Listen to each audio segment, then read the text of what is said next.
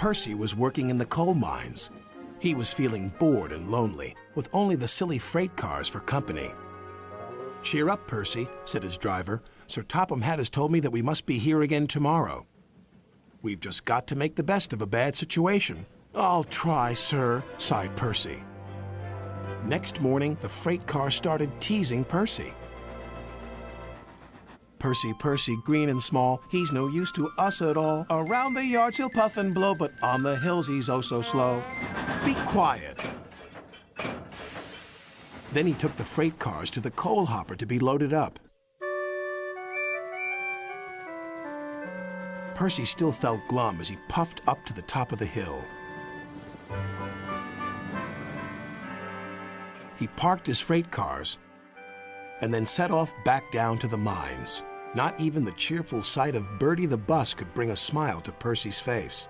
"What's the matter, Percy?" asked Bertie. "Nothing exciting ever happens. That's the matter," sighed Percy.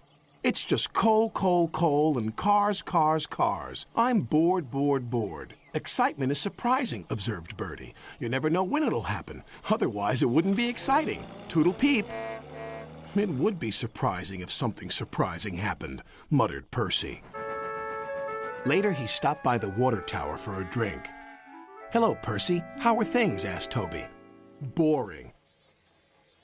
"Well, why not have a few fast spins on the turntable? You'll like that," said Toby. "I think it'd just make me giddy." Percy's driver interrupted.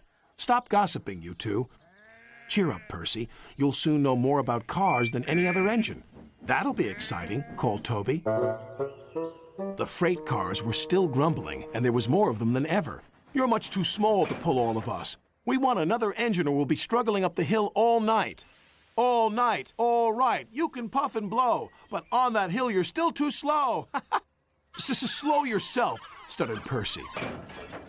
"Temper, temper," giggled the cars. Percy decided to simply carry on. "Go to it, Percy," shouted the driver. The freight cars were still joking. "Too slow, more power, here all night, tomorrow too." "Be quiet," said Percy angrily.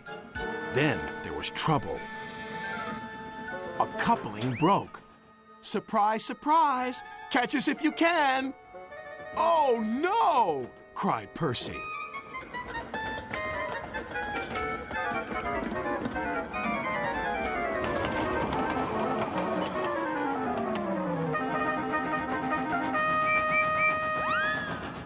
Percy's driver told the signalman, and the yard foreman told Sir Topham Hatt what was happening. "They're heading for the big hill. It'll slow them down, but they may roll back again, right into the village." "Then we'll just have to stop them, won't we?" The chase was on.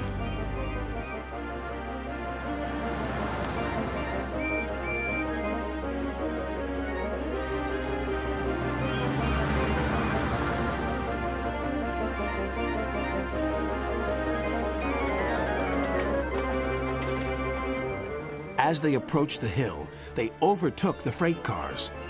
Sir Topham Hatt and Bertie screeched to a halt and waited for them near the top.